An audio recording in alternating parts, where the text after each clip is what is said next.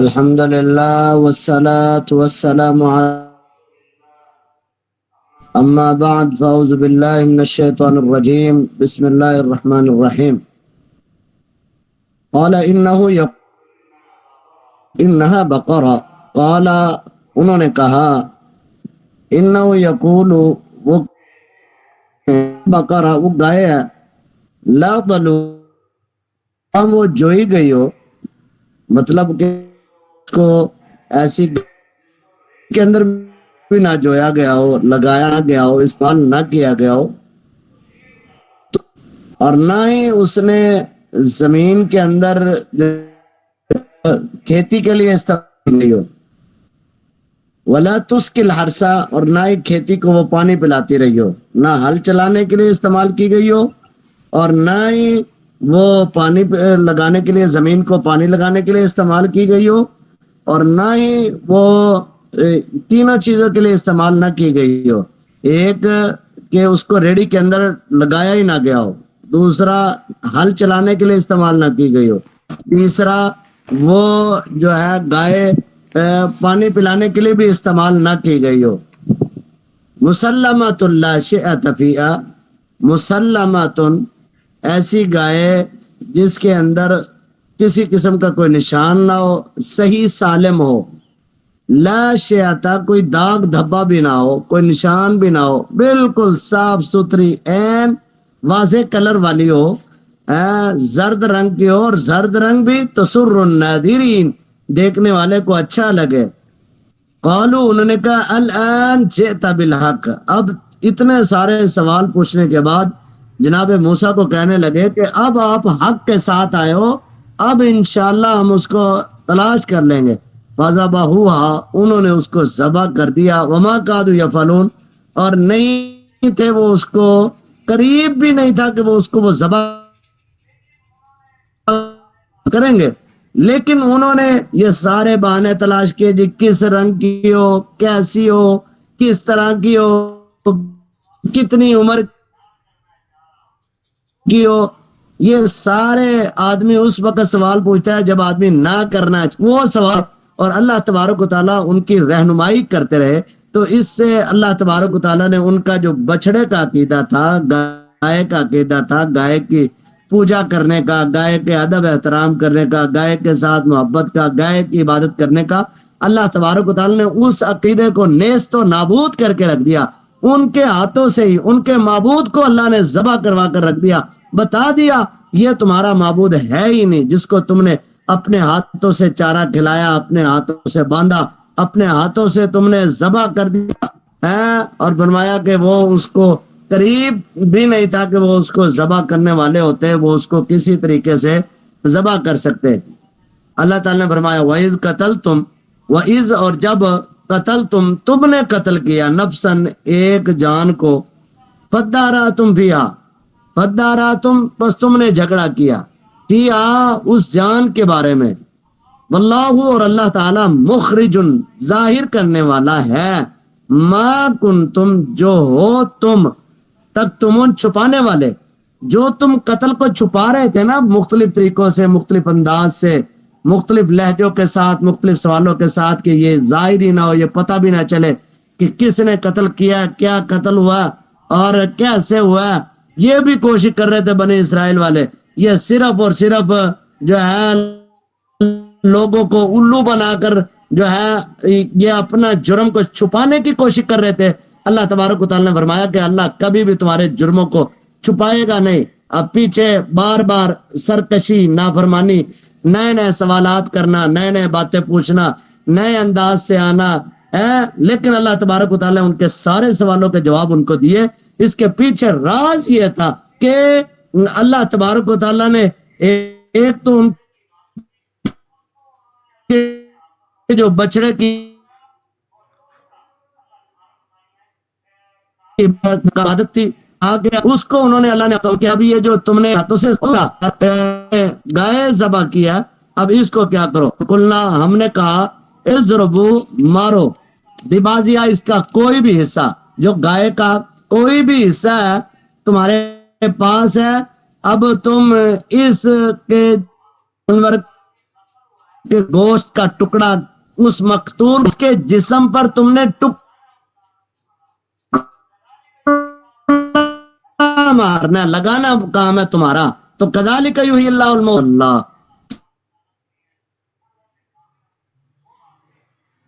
تھا اتنی اللہ تعالیٰ کاملہ تھی. وہ آدمی جو مقتول، اور وہ شخص جس کے مقتول کا علم ہی نہیں ہو رہا تھا، لوگ تلاش کر رہے تھے، لوگ جو ہے نا کہہ رہے تھے یہ قتل کس نے کیا، کیسے ہوا، کیوں ہوا. اللہ تبارک و تعالیٰ نے اس قتل کو بھی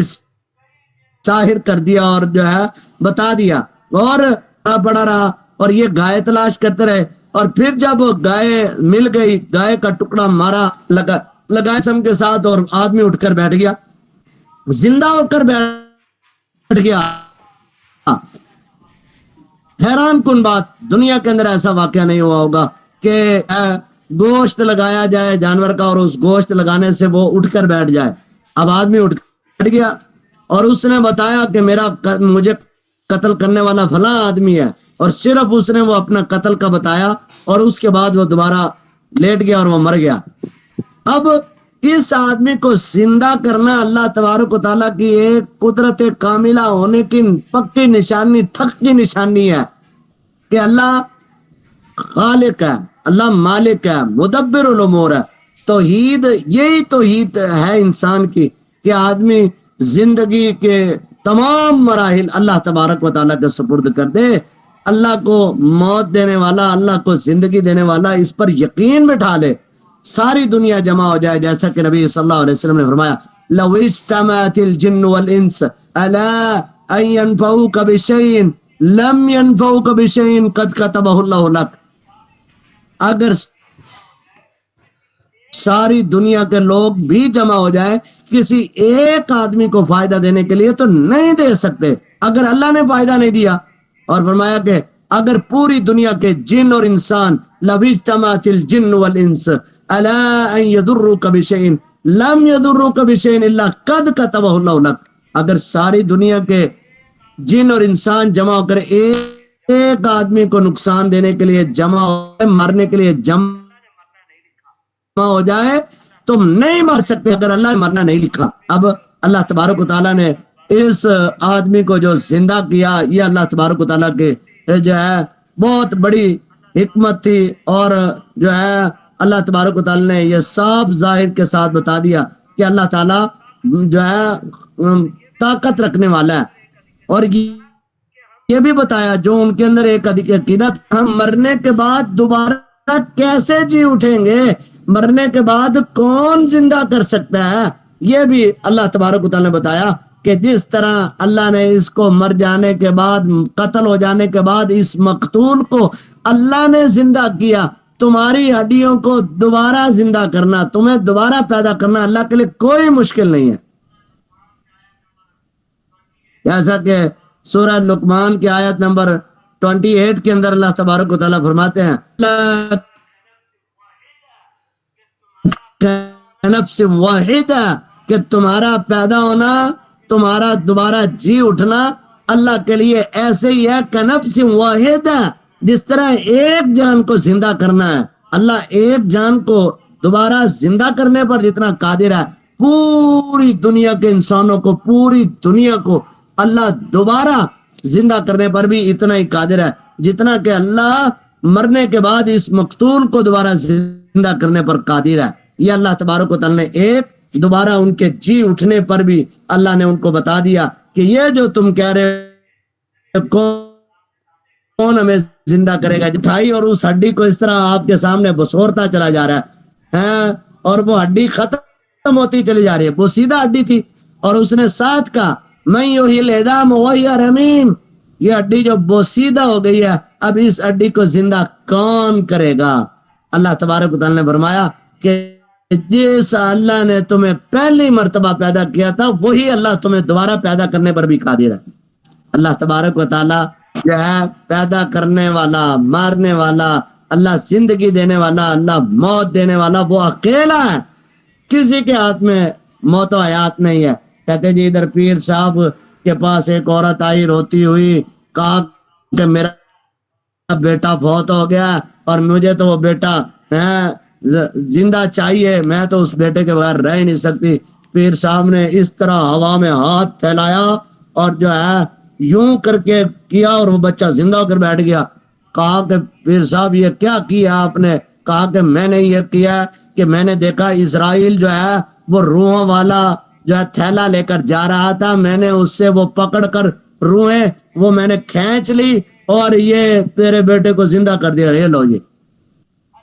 اللہ کی قدرت کے بغیر کوئی آدمی کسی کو زندہ نہیں کر سکتا۔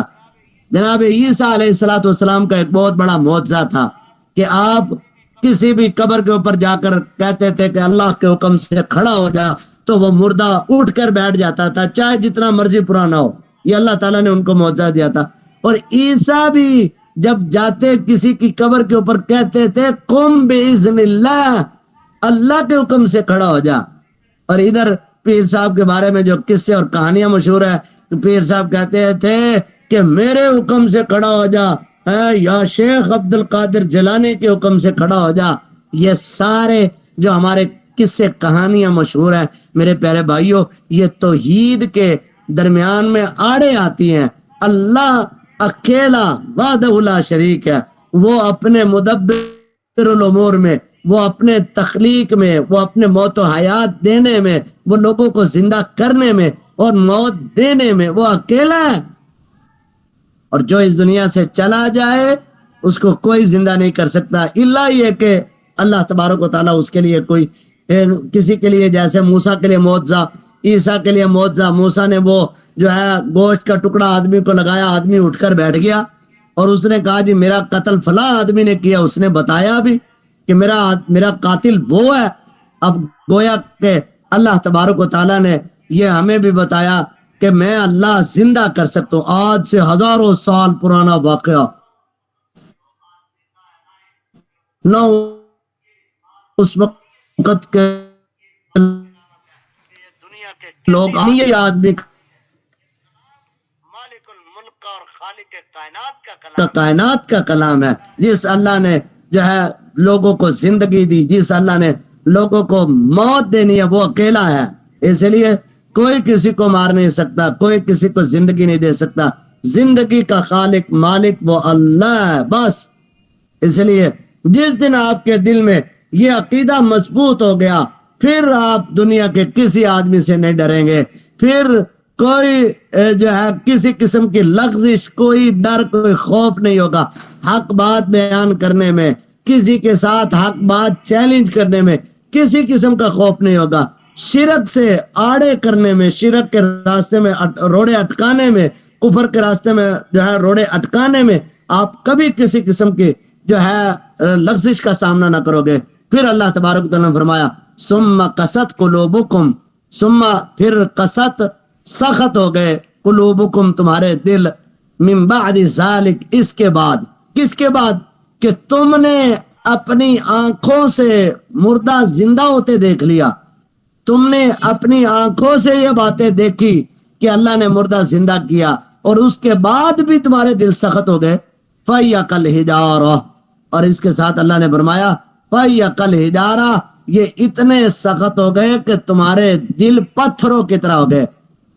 کاف یہ مثل کے لیے آتا ہے اور حجارہ پتھر کو کہتے ہیں، پتھروں کی مثل ہو گئے۔ او یا اشد زیادہ سخت، قسوہ اس کی سختی میں،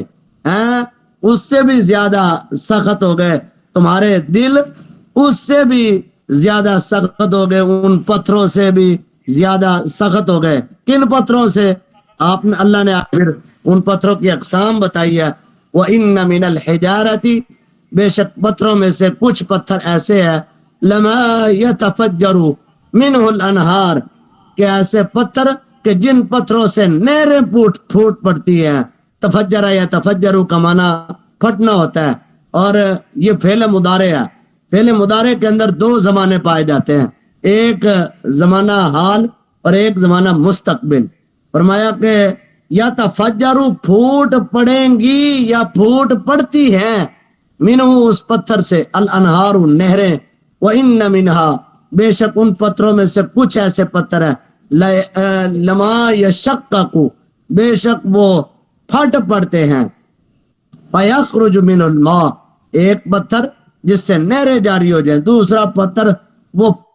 پھٹ جاتا ہے اور اس سے پانی نکل آتا ہے۔ وَإِنَّ مِنْهَا لَمَا يَهْبِطُ مِنْ خَشْيَةِ اللَّهِ، جو پتھر پہاڑوں سے گرتے ہیں، لڑھکتے ہوئے نیچے آتے ہیں، لما جو یہبط گر پڑتے ہیں، من خشیت اللہ، اللہ کے خوف کی وجہ سے۔ یہ پتھر، اب دیکھو کہ پتھروں کو اللہ کے خوف ہے، اللہ کا ڈر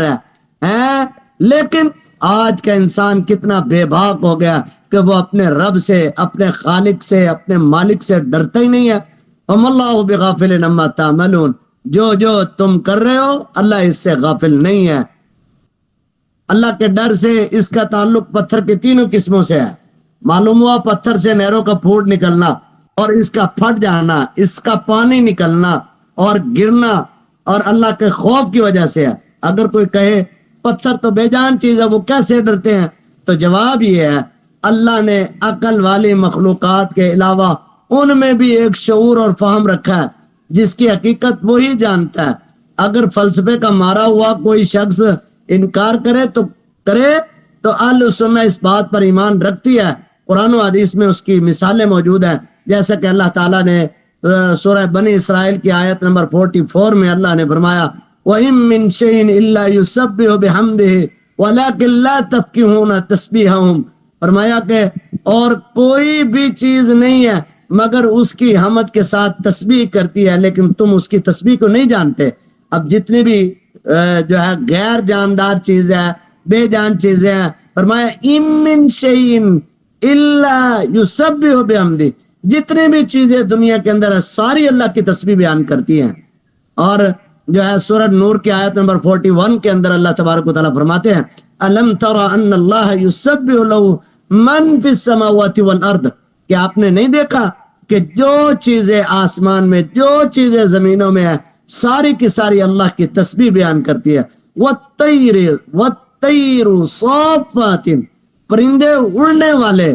اور فرمایا کل قد علم صلاته وتسبیحه، کہ ہر چیز ان میں سے ہر پرندہ، ہر چیز اپنے نماز پڑھنے کے طریقے کو جانتا ہے، وہ تسبیحہ، اور اپنی تسبیح کے طریقے کو جانتا ہے۔ واللہ علیم بما یفعلون، اور جو یہ کرتے ہیں اللہ اس کا علم رکھنے والا ہے۔ اور سورۃ الحج کے اندر اللہ تبارک و تعالیٰ نے آیت نمبر جو ہے 18 کے اندر اللہ تعالیٰ فرماتے ہیں الم تر ان اللہ یسجد له من فی السماوات ومن فی الارض، کہ کیا آپ نے نہیں دیکھا کہ ہر چیز اللہ کے لیے سجدہ کرتی ہے۔ اب یہ میں آپ کو اس بات کے دلائل دے رہا ہوں کہ جتنی بھی چیزیں دنیا کی جاندار ہے، بے جان چیزیں، وہ اللہ کا ذکر کرتی ہیں، اللہ تعالیٰ کے سامنے جھکنے والی ہوتی ہیں۔ والشمس والقمر والنجوم والجبال والشجر والدواب وكثير من الناس، کہ یہ ساری چیزیں اللہ کے سامنے جھکنے والی ہیں۔ سورج جھکنے والا، زمین جھکنے والی، آسمان جھکنے والا، چاند جھکنے والا، ستارے جھکنے والے، پہاڑ جھکنے والے، تارے جھکنے والے، والدواب جانور جھکنے والے، وکثیر من الناس، اور زیادہ تر لوگ، وکثیر حق علیہ العذاب، اور اکثر وہ ہے جن پر عذاب سچ ہو کر رہے گا۔ ومن یہن اللہ فما له من مکرم ان اللہ یفعل ما یشاء، اور اللہ تعالیٰ جس کو چاہتا ہے اللہ تبارک و تعالیٰ جو ہے اس کو جو ہے عزت دے دیتا ہے۔ اور اسی طرح سورۃ الاحزاب کی آیت نمبر 72 کے اندر اللہ تبارک و تعالیٰ نے فرمایا انا عرضنا الامانة على السماوات والارض والجبال فابين ان يحملنها واشفقن منها وحملها الانسان، کہ ہم نے اپنی امانت کو آسمانوں پر پیش کیا، زمینوں پر پیش کیا، پہاڑوں پر پیش کیا، فابین ان یحملنها، کہ ان پہاڑوں نے، آسمانوں نے، زمینوں نے انکار کر دیا، واشفقن منها، اور وہ اس سے ڈر گئے، وحملها الانسان، اس اللہ کی امانت کا بوجھ صرف انسانوں نے اٹھایا۔ اور اسی طرح اللہ تبارک و تعالیٰ نے فرمایا سورۃ الحشر کی آیت نمبر جو ہے 21 کے اندر فرمایا لو انزلنا هذا القرآن على جبل اگر ہم اس قرآن مجید کو نازل کر دیتے پہاڑوں پر لرأیتہ خاشعا متصدعا من خشیت اللہ، تو پہاڑ اللہ کے خوف کی وجہ سے پھٹ جاتے۔ اب یہ جتنے فلسفے کے لوگ ہیں اس قرآن کو اگر وہ مانتے ہیں تو پھر یہ بات نکلتی ہے کوئی چیز جاندار ہے کوئی بے جان ہے وہ اللہ کی تسبیح بھی کرتی ہے اور اللہ تعالیٰ کی تحمید بھی کرتی ہے اور اللہ کے لیے نماز بھی پڑھتی ہے عبادت بھی کرتی ہے، لیکن لا تفقہون تسبیحہم، تم اس کی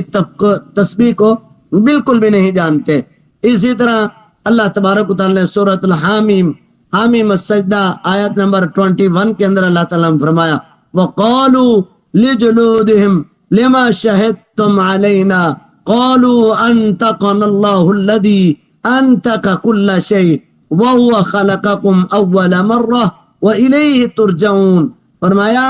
کہ کل قیامت کے دن یہ انسان کی اپنی جلد چمڑی جو ہے یہ اللہ کے ہاں بول کر بتائے گی، کہے گی کہ اللہ اس نے جرم کیا ہے، اللہ یہ مجرم ہے، اللہ اس نے یہ گناہ کیا ہے۔ جب آدمی اپنی زبان کی تیزی کے ساتھ کہے گا اللہ میں نے تو نہیں کیا، اب یہ ہاتھوں کی چمڑیاں جسم کی چمڑیاں بول بول کر اللہ کو بتائیں گے اللہ اس نے گناہ کیا ہے۔ قالوا، وہ کہیں گے انطقنا اللہ الذی انطق کل شیء، ہمیں تو اس ذات نے بلوایا جس نے ہر چیز کے اندر بولنے کی صلاحیت پیدا کی ہے۔ اور ایک جگہ اللہ تبارک و تعالیٰ نے سورہ یاسین کے اندر فرمایا کیا یوم نختم علی افواہہم وتکلمنا ایدیہم وتشہد ارجلہم، کہ اس دن ہم ان کے منہوں پر مہر لگا دیں گے، ان کے ہاتھ بول بول کر بتائیں گے آج جن ہاتھوں کے ساتھ یہ گناہ کر رہے ہیں، یہ زنا کر رہے ہیں، یہ شراب پی رہے ہیں، یہ اللہ کی بغاوتیں کر رہے ہیں، جن ٹانگوں کو سے چل کر یہ گناہوں کی طرف جاتے ہیں، جن آنکھوں کو کے ساتھ یہ گناہ کرتے ہیں، یہ ہاتھ بول بول کر بتائیں گے اللہ کو، اللہ ان ہاتھوں کو بولنے کی صلاحیت دے گا، ان ٹانگوں کو اللہ بولنے کی صلاحیت دے گا، یہ ٹانگیں بول کر بتائیں گے اللہ کو اللہ اس نے گناہ کیے۔ کتنی آپ کو 8 آیات پیش کیے اس بات پر کہ اللہ تبارک و تعالیٰ جس چیز کو چاہیں بولنے کی صلاحیت دے دیں، جس چیز کو چاہیں اللہ تبارک و تعالیٰ عبادت کی صلاحیت دیں، اذکار کی صلاحیت دیں، تسبیح تحمید کی صلاحیت دیں، یہ اللہ کے اختیار میں ہے۔ اللہ تعالیٰ سے دعا ہے اللہ تعالیٰ مجھے اور آپ کو عمل کرنے کی توفیق عطا فرمائے۔ جی آج حدیث پڑھیں گے، عربی کا سبق نہیں پڑھیں گے۔ جی بیٹا لائیں۔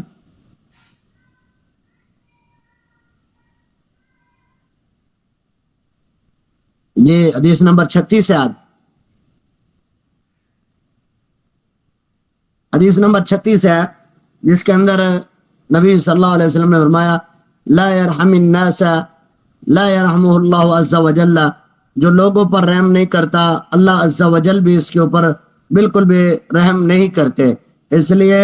اگر چاہتے ہو اللہ تبارک و تعالیٰ تمہارے اوپر رحم کرے تو پہلا کام کرنا شروع کر دے کہ اللہ کی مخلوق کے اوپر رحم کرنا شروع کر دے۔ کوئی غریب ہے، کوئی یتیم ہے، کوئی مسکین ہے، محتاج ہے، ضرورت مند ہے، اس کی ضروریات کو پورا کرنا شروع کر دے، اللہ تبارک و تعالیٰ تمہارے اوپر رحم کرنا شروع کر دیں گے، اپنی رحمت کی برکھا برسانا شروع کر دیں گے۔ اگر آپ اللہ کی مخلوق پر رحم نہیں کرتے تو پھر آپ کبھی بھی اللہ کے ساتھ اپنی رحمت کی امیدیں نہ جوڑیں۔ کیوں؟ جو اللہ کی مخلوق پر رحم نہیں کرتا اللہ بھی اس پر رحم نہیں کرتا۔ اس لیے اگر چاہتے ہو اللہ کے رحمت کے مستحق بننا چاہتے ہو تو اللہ کی مخلوق کے ساتھ رحم کرنا شروع کر دو۔ اگر چاہتے ہو اللہ تم سے محبت کرے، اللہ تم سے پیار کرے تو اللہ کی مخلوق کے ساتھ محبت کرنا شروع کر دو، اللہ تم سے پیار کرنا شروع کر دے گا۔ اللہ مجھے اور آپ کو عمل کرنے کی توفیق دے، صحت ایمان والی لمبی زندگی عطا فرمائے۔ کسی بھائی کا کوئی سوال دینی حوالے صحت کو بتا دے۔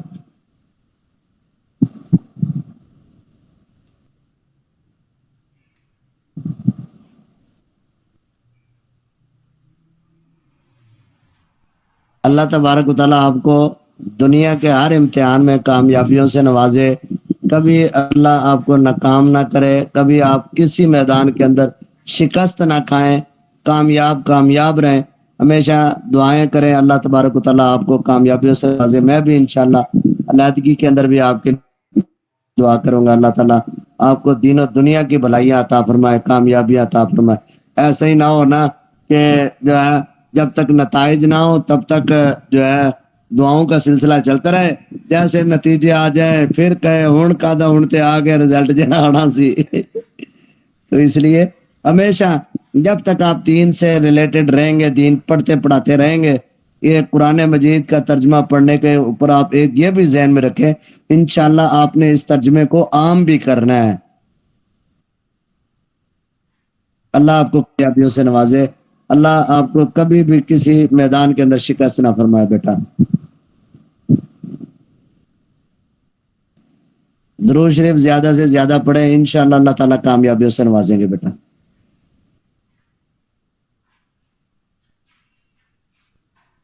اور کوئی بھائی سوال جو کرنا چاہتا ہے بتا دے، جزاک۔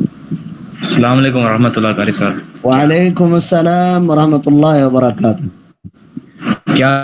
حال ہے قاری صاحب؟ طبیعت سے کیا؟ الحمد للہ، اللہ شکر، مالک کی کرم نوازی، اللہ کا احسان ہے۔ میرا سوال یہ تھا کہ اہل سنت جو ہیں وہ ہاتھ باندھ کر نماز پڑھتے ہیں، جبکہ میں نے کوئی حدیث پڑھی تھی مصنف ابن ابی شیبہ میں کہ حضرت عبداللہ ابن زبیر سے کوئی ہے ثابت ہے کہ انہوں نے ہاتھ چھوڑ کے نماز پڑھے تھے اہل تشیع کی طرح، تو کیا ہم بھی پڑھ سکتے ہیں یا ہمارے لیے افضل یہ ہے کہ ہاتھ باندھ کر رکھیں؟ حدیث کی قبولیت کے درجے ہیں، اگر حدیث ہم تک ان درجوں سے پہنچتی ہے تو پھر یوں سمجھو کہ ہم پہلے ان احادیث پر عمل کریں گے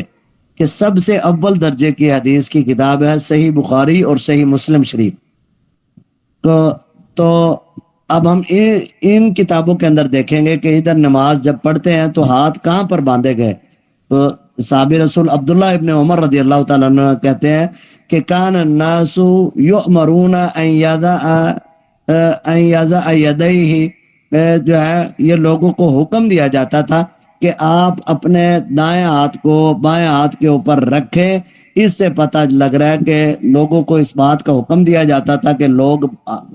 ہاتھ باندھ کر نماز پڑھے، ہاتھ چھوڑ کر نہ پڑھے۔ ٹھیک ہے، جزاک اللہ۔ مصنف ابن شیبہ کی جو وہ روایت ہے اس کے مجھے سند کا بھی علم نہیں ہے کہ اس کی سند کیسی ہے، کیونکہ یہ احادیث جتنی بھی ہیں جو بخاری اور مسلم کے علاوہ جتنی بھی احادیث ہیں ان کی پہلے ہمیں سندیں دیکھنی پڑتی ہیں۔ بخاری اور مسلم کے اندر جو ہے یہ تمام احادیث صحیح ہے، ان کی اسانید کو ہمیں دیکھنے کی کوئی ضرورت نہیں ہوتی۔ وہ سند میں نے بھی نہیں دیکھی، بس میری آنکھوں میں ایسے آ گئی، وہ اسکرین شاٹ میرے پاس پڑا تو میں نے سوچا آپ سے پوچھ لوں۔ بس وہ یہ کہہ رہا ہوں نا، اب پتہ نہیں مصنف ابن شیبہ کی ہے یا نہیں ہے، پتہ نہیں کسی نے یہ ویسے ہی پوسٹ بنا کر ڈال دی۔ جی جی، اب یہ بھی نہیں پتا نا، کیونکہ مصنف ابن شیبہ میں نے بھی نہیں پڑھی۔ لیکن وہ ابن ابی شیبہ جو تھے وہ امام مسلم اور امام بخاری کے کیا استاد تھے، یہ واقعی سچ بات ہے؟ جو ابن شیبہ تھے، جی نہیں ایسا میرے علم میں نہیں ہے۔ ٹھیک ہے، جزاک اللہ۔ اچھا، اگر جب تک وہ اصل کتاب ہم نہیں پڑھتے نا تب تک ہم اس حدیث پر حکم نہیں لگا سکتے۔ اب یہ جتنے بھی لوگ سکرین شاٹ لے لیتے ہیں، جو ہے نا ادھر گوگل سے سرچ کرتے ہیں اور سکرین شاٹ لے کر ہمیں کہتے ہیں دیکھیں جی یہ فلاں کتاب کی حدیث ہے، ہم انہیں کہتے ہیں کہ ہمیں اصل کتاب سے لکھا ہے۔ نیٹ کی دنیا کئیوں نے اس میں رد بدل کر کے لکھ کر جو ہے پوسٹ کر دیا ہے، تو اس لیے اب جتنی احادیث ہیں ان کے حوالہ جات اور ان کی اسانید کا پہلے علم حاصل کیا کریں، پھر آگے حدیث پر حکم لگایا کریں، پھر عمل کرنے کا سوچا کریں۔ جزاک اللہ جی، اللہ برکت